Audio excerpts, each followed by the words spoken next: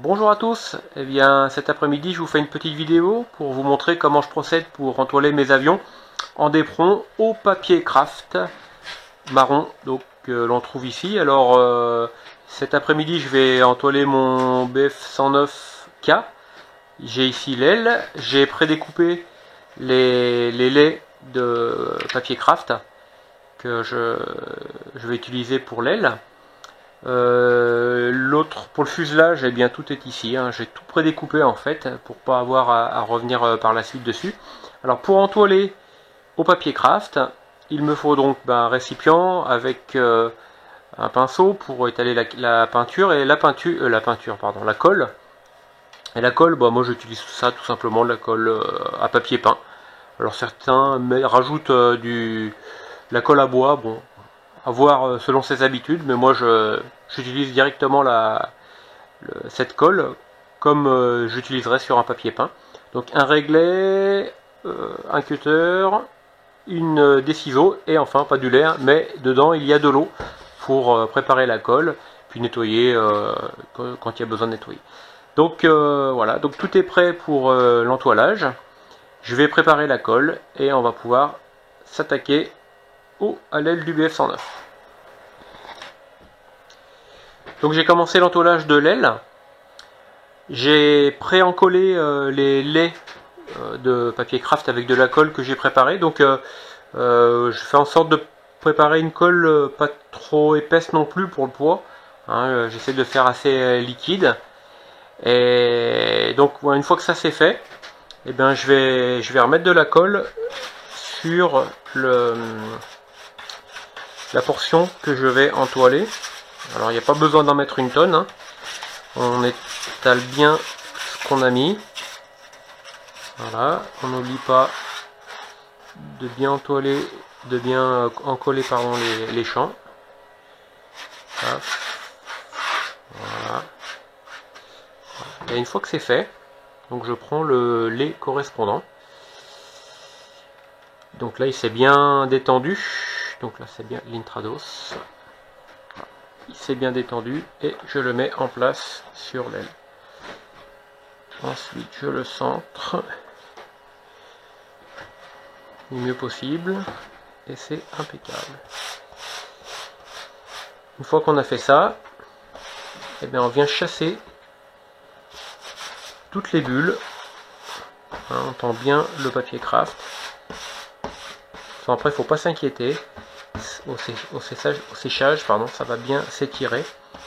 Mais il faut vraiment faire un minimum de plis. Hein. Voilà, donc une fois que c'est fait, je retourne la pièce. Et toutes les parties là, donc le débord, eh bien je viens le coller à ce niveau là. Et pour le saumon, tout simplement, paf, on va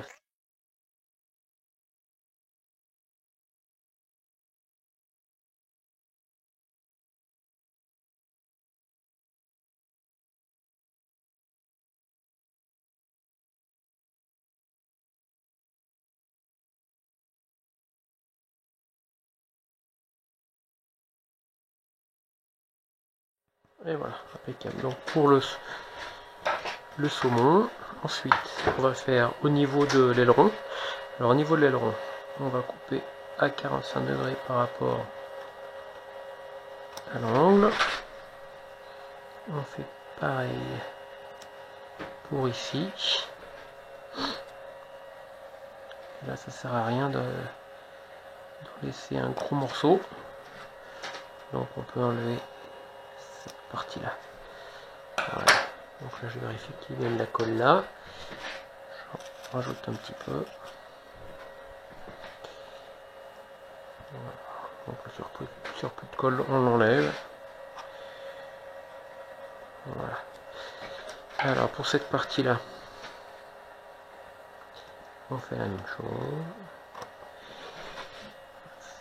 Donc là, on va légèrement recouvrir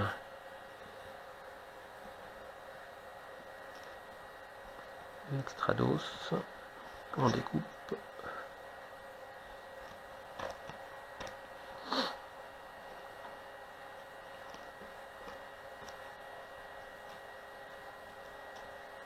Et voilà, cette partie là, et on vient prendre le rabat là, on place comme ça. Il y a un petit recouvrement sur le dessus, c'est aussi bien. Hein, le fait c'est, il faut en mettre juste assez pour que ça colle, mais pas trop pour le poids.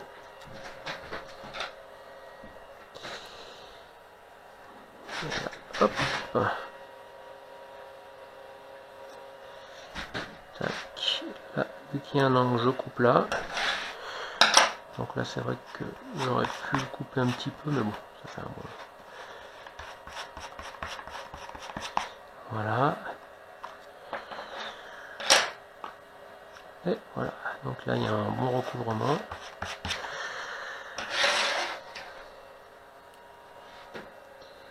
Donc là, on fait pareil. Ah, il n'est pas facile à déchirer le craft une fois que c'est encollé. Tac, j'enlève la partie comme ça. Impeccable. Nickel. Je vais faire cette partie. Alors je vérifie que derrière, il va falloir que je recolle le morceau de renfort ici. Je prends la partie comme ça.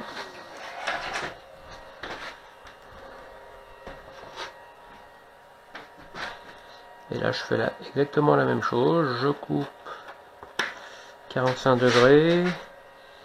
Là, eh ben, je peux couper comme ça. Voilà. Et voilà. Tac. On met le rabat. Impeccable. Et là on fait pareil.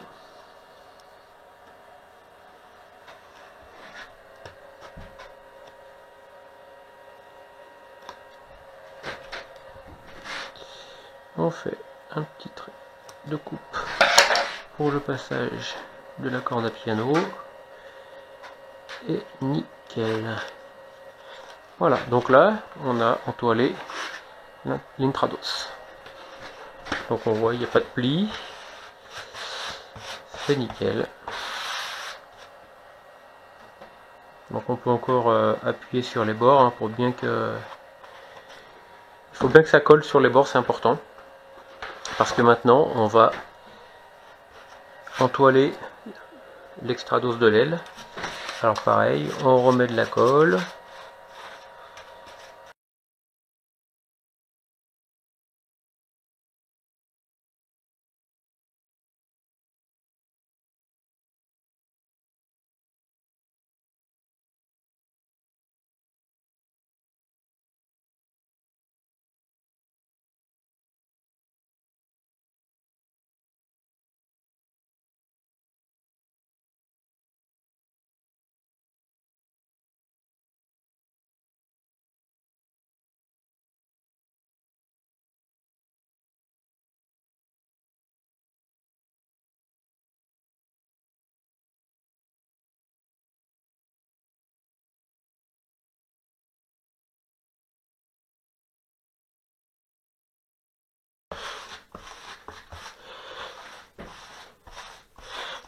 Donc ce qui est important c'est de voir qu'il y a bien de la colle de partout.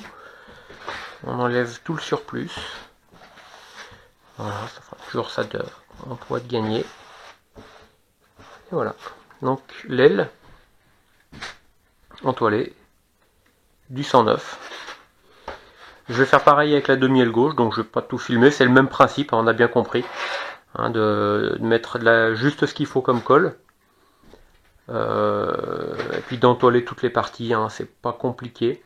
Alors pour le séchage, il y a une chose qui est très importante, c'est qu'il faut faire sécher les parties entoilées d'une manière à ce que l'air elle soit homogène de partout. C'est-à-dire qu'il ne faut pas la poser sur l'établi pour la faire sécher, parce que dessous ça va moins sécher que dessus, ça va sécher moins vite, et là il y a des chances de vriller l'aile. Donc moi en général, une fois que j'aurai entoilé toute l'aile, je vais au moins poser l'aile verticalement ou sur un saumon, c'est pas grave.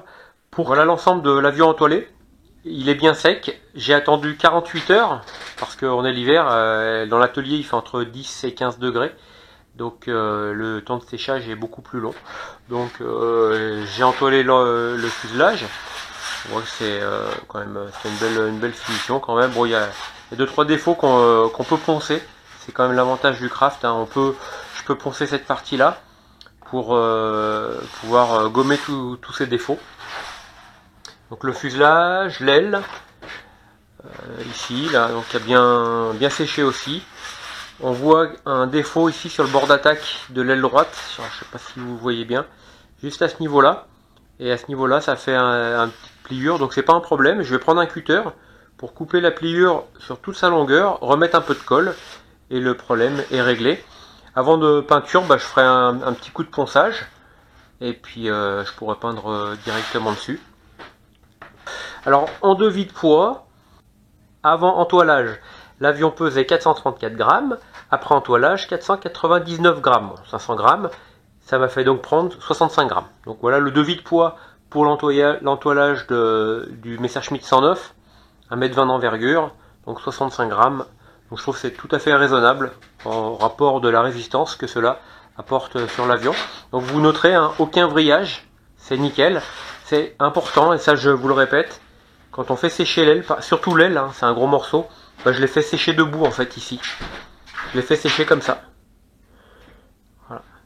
En équilibre pour que l'air circule bien tout autour. Donc, et le fuselage, je l'ai fait sécher comme ça, position verticale. Et voilà, tout s'est bien passé, hein. Ça c'est pas vrillé. C'était donc ma méthode pour entoiler mes avions au craft. J'espère que cela vous aura donné des renseignements utiles pour que vous puissiez, vous aussi, nous faire de beaux avions. Je vous souhaite à tous de bons vols.